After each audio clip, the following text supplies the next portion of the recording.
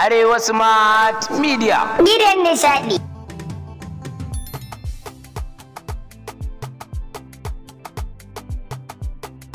To a yau dai muna dauke da labarin jaruma Fatiwasha ta yi wata muguwar shiga da jawa kanta tsinuwa kala-kala a gurin jama'a.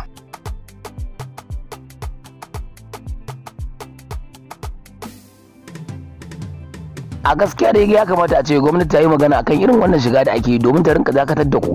Irin ku ne kuke sa ake zagin musulunci, ake zagin addinin musulunci gaba daya. Ba ku da tarbiyya, ba ku da kishin addinin ku.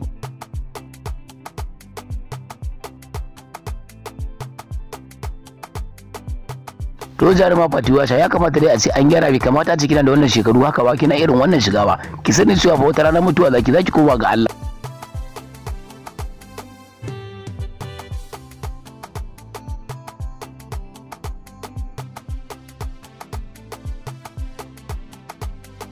Ko da yake da bai kamata a ce akwai yan zuba a garin nan ba, a ce suna barin wa'annan mutane suna yin irin wannan shiga haka kala kamata a ce yan zuba suna shiga lungu da sako, kurfa ko ina su rinka shiga, su rinka kamo masu irin wannan shiga a addinin musulunci.